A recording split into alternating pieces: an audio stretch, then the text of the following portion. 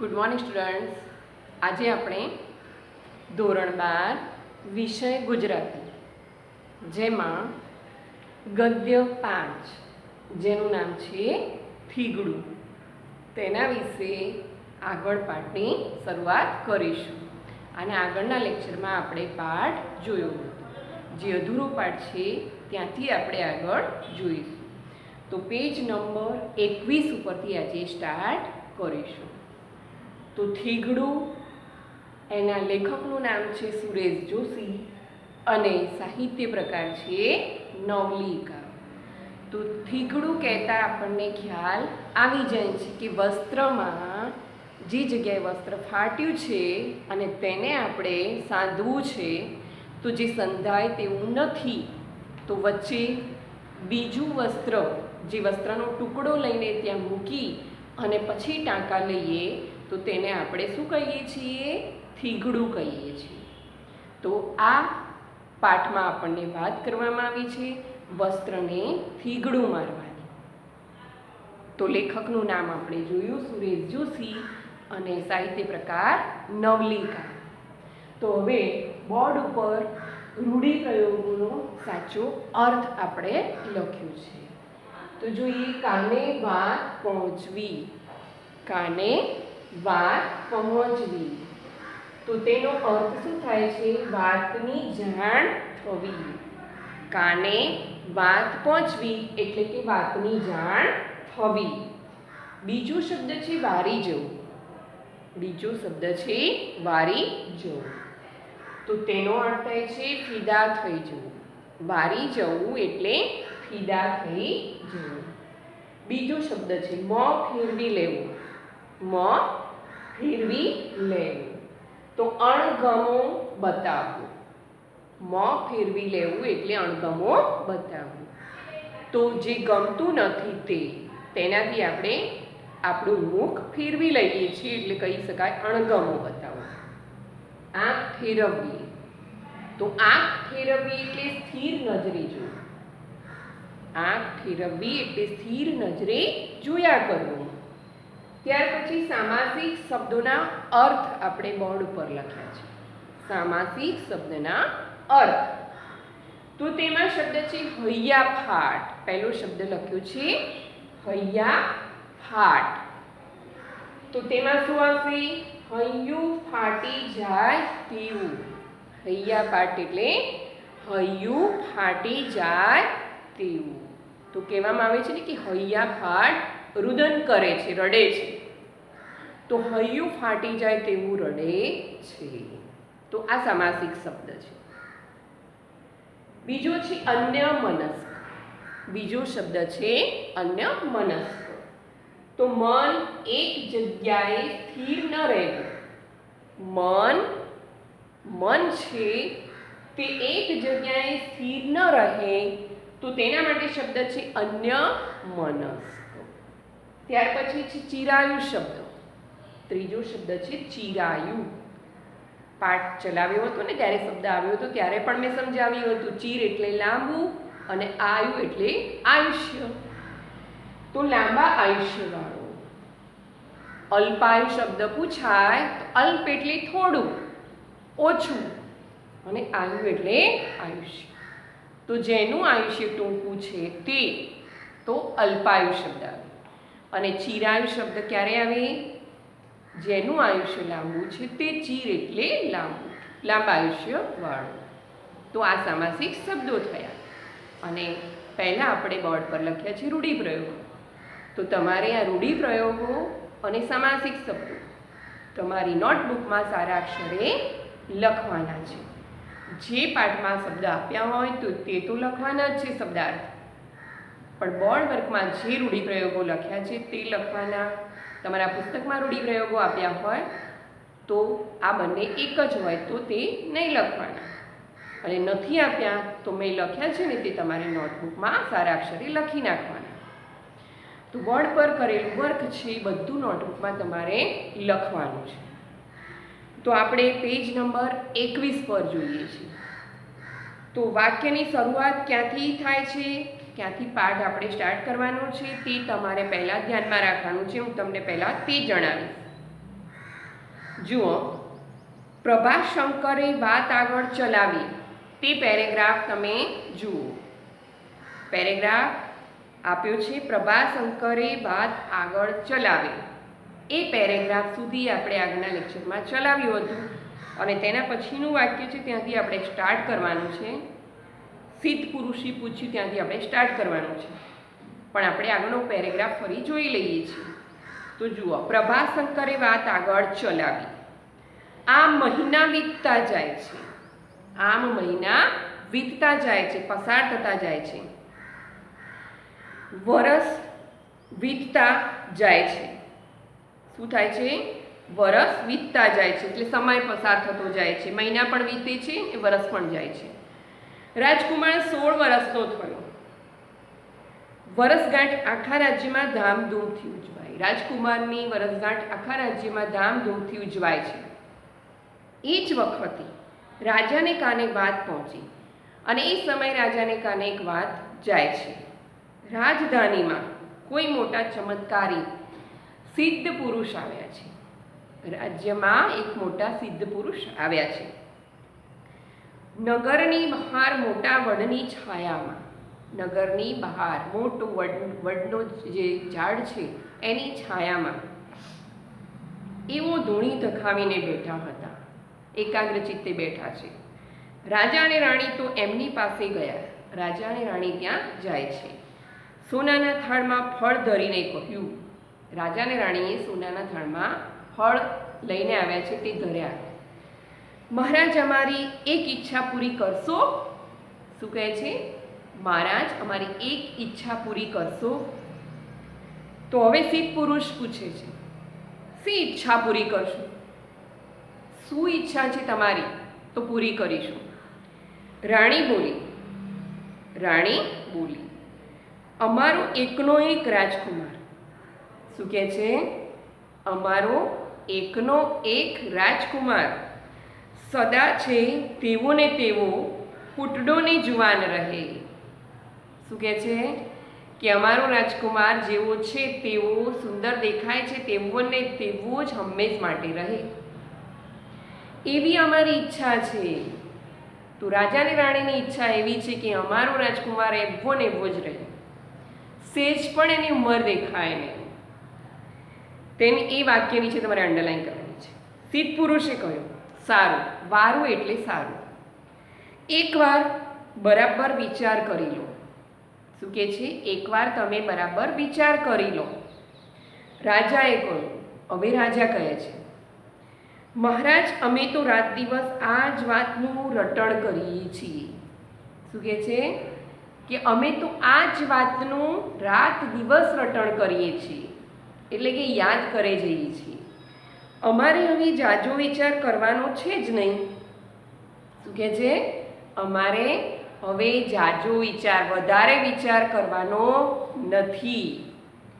સિદ્ધ પુરુષે કહ્યું. હવે સિદ્ધ પુરુષ બોલે છે, વારું એટલે કે સારું. હું એને માટે એક ચમત્કારી રેશમી વસ્ત્ર આપું છું. હું એને માટે તમને એક ચમત્કારી રેશમી વસ્ત્ર આપું છું. તો વાક્ય નીચે તમારે અંડરલાઈન કરવાની છે. તે એણે શરીરથી કદી અળગું નહીં કરવાનું. તેને તમારે શરીરથી દૂર નહીં કરવાનું, અળગું નહીં કરવું, એટલે શરીરથી દૂર કરવું નહીં. એ વસ્ત્ર જ્યાં સુધી એના અંગ પર હશે અને એ વસ્ત્ર જ્યાં સુધી રાજકુમારના શરીર ઉપર હશે, અંગ એટલે કે શરીર ઉપર રહેશે, ત્યાં સુધી કાળની એના પર કશી અસર થશે નહીં અને ત્યાં સુધી કાળની એટલે કે સમયની તેના અંગ ઉપર કોઈ અસર થશે નહીં. એની કાયા સહેજ પણ કરમાશે નહીં અને એનું શરીર છે ને તે સહેજ પણ કરમાશે નહીં. એની કાયા સહેજ પણ કરમાશે નહીં, એટલે કે શરીર ઉપર કરચલી પણ પડશે નહીં. જેવો છે તેવો સુંદર દેખાવ જ રહેશે. રાજા અને રાણી આ સાંભળીને હરખથી ગેલા ગેલા થઈ ગયા. રાજા અને રાણી આનંદિત થઈ ગયા. હરખથી આનંદિત થઈ ગયા, ગેલા ગેલા થઈ ગયા, ખૂબ આનંદ કરવા લાગ્યા. એમણે લડીને સિદ્ધ પુરુષની ચરણરજ માથે ચડાવી. લડીને એટલે કે પગે લાગીને.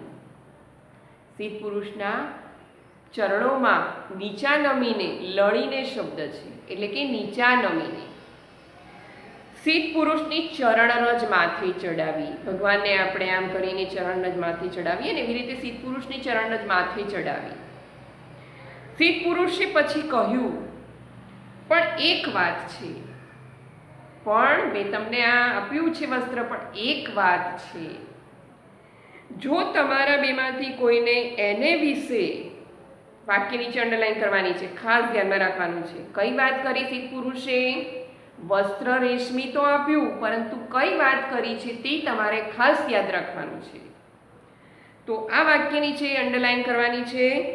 એક વાત છે, જો તમારા બેમાંથી કોઈને એને વિશે સહેજ સરખો પણ ખરાબ વિચાર આવે, જો રાજા અને રાણી બેમાંથી એકને રાજકુમાર વિશે ખરાબ વિચાર આવશે તો એ વસ્ત્રમાં કાણું પડશે. આ વાક્ય ખાસ મહત્વનું છે કે જો રાજા અને રાણીને ખરાબ વિચાર આવે પોતાના પુત્ર પ્રત્યે તો વસ્ત્રમાં કાણું પડશે. પછી એ મોટું ને મોટું થતું જશે અને એ કાણું પછી મોટું ને મોટું થતું જશે, એટલે કે કાણું વધારે પડતું જશે.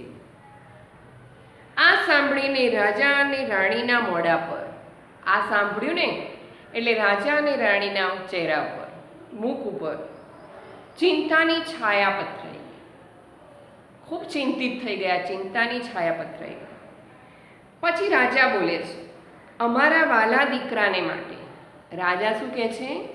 અમારા પ્રિય વાલા દીકરા માટે અમારા મનમાં ખરાબ વિચાર તો નહીં જ આવે. રાજાને એમ થાય છે, બોલે છે કે ખરાબ વિચાર તો નહીં જ આવે ને, પણ એ તો કોને ખબર ક્યારે શું થવાનું છે. સમય બદલાય છે અને ખરાબ વિચાર પણ આવી જાય. રાજા કહે છે કે અમને અમારા દીકરા પ્રત્યે ખરાબ વિચાર તો નહીં આવે ને, પણ ન કરે નારાયણ, પણ ન કરે નારાયણ, પરંતુ ભગવાન કરે તે સાચું, આપણા હાથની વાત નથી. પેજ નંબર 22, 22મા પેજ ઉપર જુઓ. રાણીએ વાત ઉપાડી લઈને કહ્યું.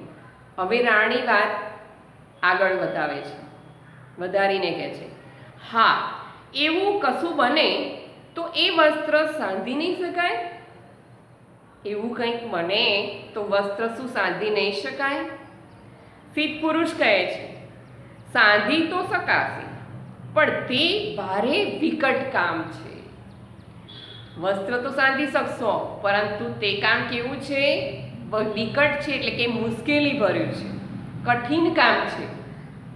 વસ્ત્ર સાંધી શકશો પણ મુશ્કેલી ભર્યું છે. હવે એના માટે શું કહે છે જુઓ. રાજા રાણી એકી સાથે પૂછી ઉઠ્યા. હવે એક સાથે રાજા અને રાણી બોલી જાય છે, કેમ મુશ્કેલ ભર્યું કેમ છે એમ કે છે. સિદ્ધ પુરુષ બોલે છે, સિદ્ધ પુરુષ બોલ્યા, એ સાંધવાને જેટલા ટાંકા ભરવા પડે તેટલા વર્ષ કોઈ આપી દેવા તૈયાર થાય તો તે એને સાંધી શકે. આ વાક્ય નીચે અંડરલાઈન કરવાની છે, ખાસ મહત્વનું વાક્ય છે. શું કહ્યું? એ સાંધવાને જેટલા ટાંકા ભરવા પડે તેટલા વર્ષ કોઈ આપી દેવા તૈયાર થાય તો તે એને સાંધી શકે, પણ એમાં વળી એક બીજી શરત છે. આ બધા જ વાક્ય નીચે તમારે અંડરલાઈન કરવાની છે પેરેગ્રાફમાં.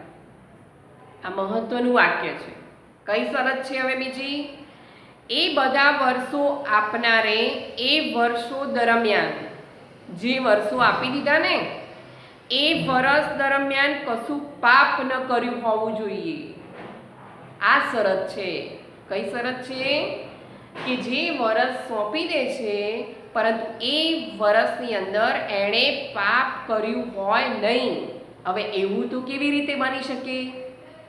બની શકે ના, કે આપણાથી ભૂલથી પણ પાપ તો થઈ ગયું હશે ને, તો એવો વ્યક્તિ ક્યાં શોધવા જવાનો કે જેણે પાપ જ નથી કર્યું? તો આ શરત સિદ્ધ પુરુષ મૂકે છે. તો શું કહે છે કે બધા વર્ષો આપનારે વર્ષો દરમિયાન કશું પાપ ન કર્યું હોવું જોઈએ, એ વર્ષો કસાય કલંક વગરના હોવા જોઈએ, અને એ વર્ષો કોઈ કલંક વગરના હોવા જોઈએ, કોઈ કલંક ન લાગેલું હોવું જોઈએ એ વર્ષ દરમિયાન, એમ કે છે. હવે એવું પણ અશક્ય છે. આ સાંભળીને રાજા રાણી ઘડીભર તો વિચારમાં પડી જાય છે, અને આ સાંભળે છે ને એટલે રાજા અને રાણી થોડી વાર માટે વિચારતા થઈ જાય છે કે આવું કેવી રીતે બને, આવું તો આપણને મળે જ નહીં. પણ પછી તરત કહ્યું, ભલે મહારાજ, ભલે મહારાજ, અમને બધી શરતો મંજૂર છે. રાજા અને રાણી બંને તૈયાર થઈ જાય છે, કહે છે કે ભલે, અમને બધી શરતો મંજૂર છે, કારણ કે તેમના પુત્રને એવો ને એવો રાખવો છે, જેવો દેખાવ છે તેવો ને તેવો એ જ એટલી જ ઉંમરનો રાખવો છે. એટલે બધી શરતો માનવા હાલ તો તૈયાર થઈ જાય છે. સિદ્ધ પુરુષ શું કહે છે? હજુ એકવાર વિચાર કરી લો.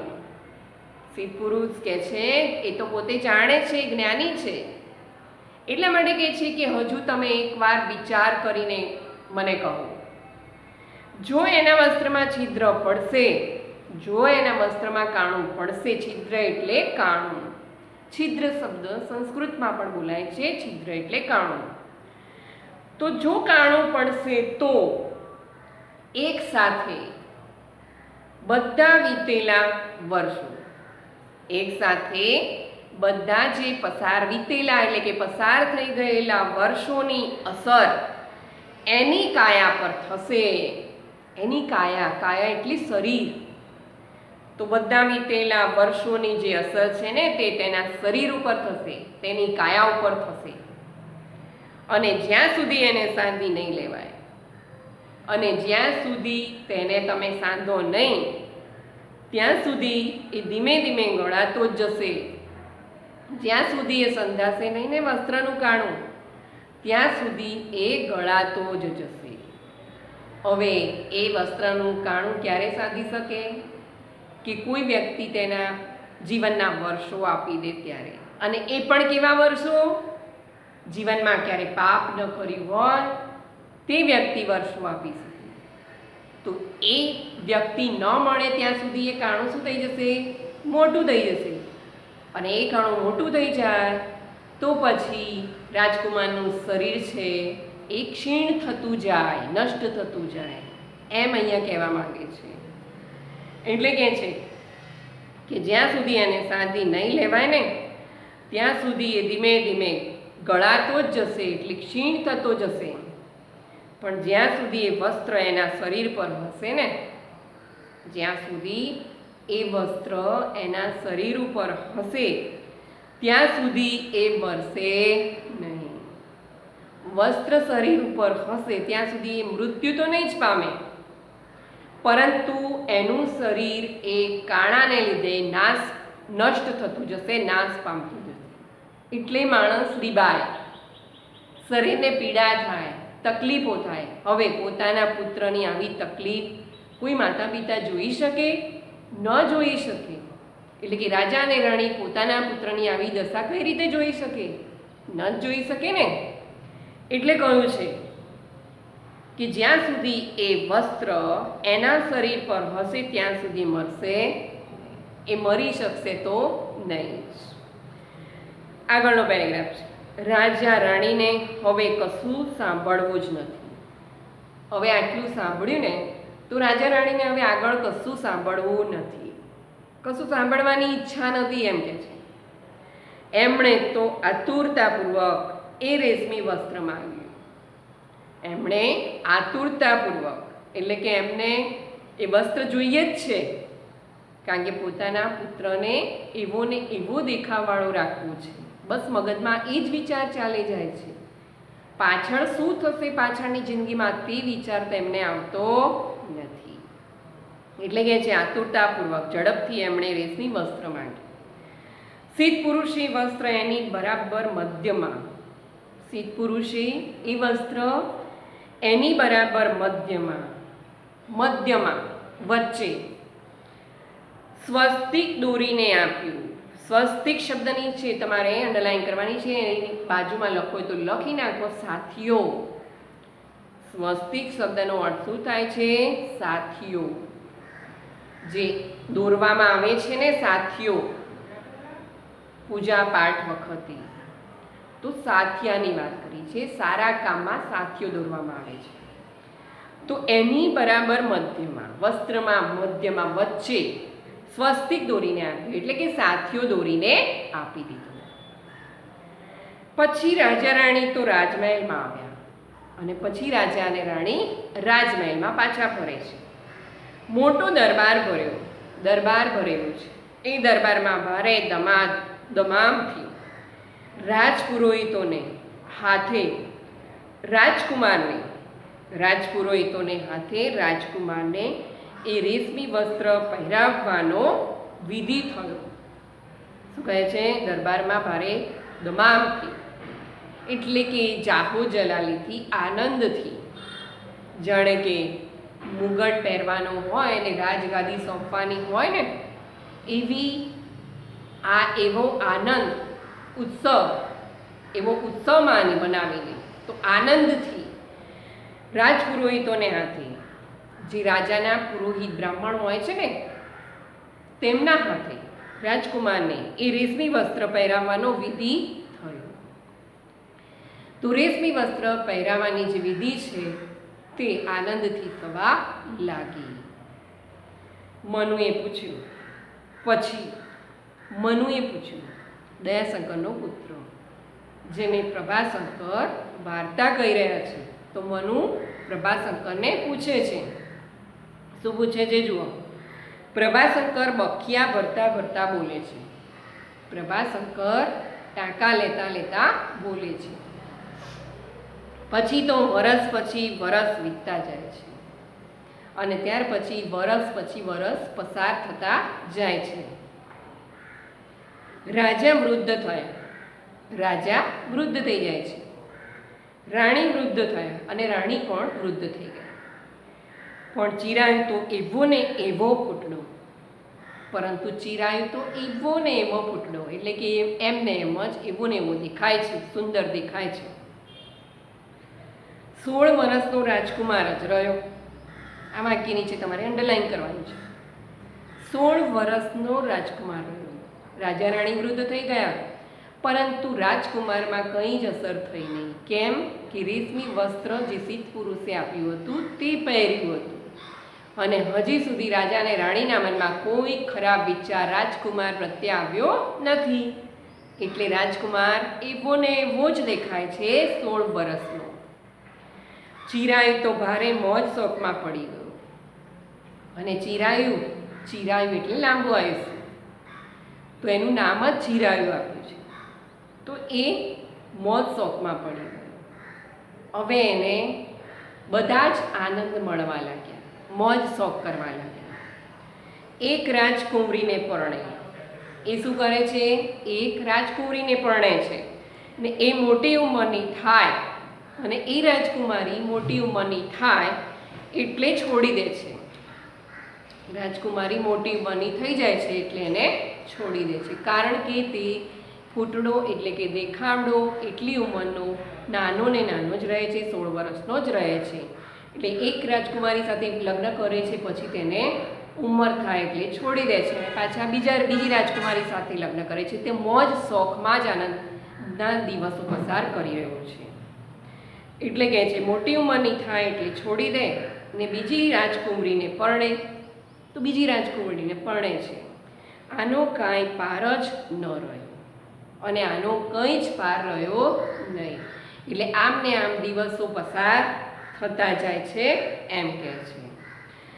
એક દિવસ રાજા અને રાણી ઝરૂખામાં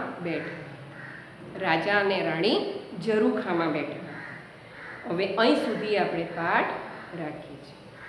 તો આ પેરેગ્રાફ તમારે ટીક કરી રાખવાનું છે. આગળના લેક્ચરમાં અહીંથી આપણે પાઠની શરૂઆત કરીશું, સ્ટાર્ટ કરીશું. એક દિવસ રાજા અને રાણી ઝરૂખામાં બેઠા હતા, ત્યાંથી આપણે સ્ટાર્ટ કરીશું પેજ નંબર 22. તો આજે આપણે પાઠ 5 થીગડું, જે અધૂરો હતો તે આગળ સ્ટાર્ટ કર્યો. અને હવે પછીના લેક્ચરમાં પાઠ પૂર્ણ કરીશું અને ત્યારબાદ સ્વાધ્યાય પણ જોઈશું.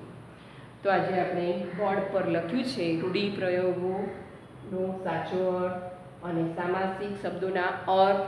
તો આ બંને તમારે નોટબુકમાં સારા અક્ષરે લખવા.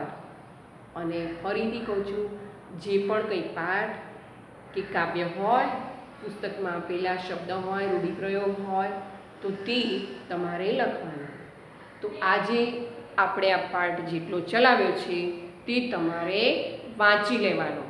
વાંચન ઉપર ખાસ ધ્યાન રાખવાનું, જેથી કરીને જોડણી અને વિરામ ચિહ્નોનો તમને ખ્યાલ આવતો રહે.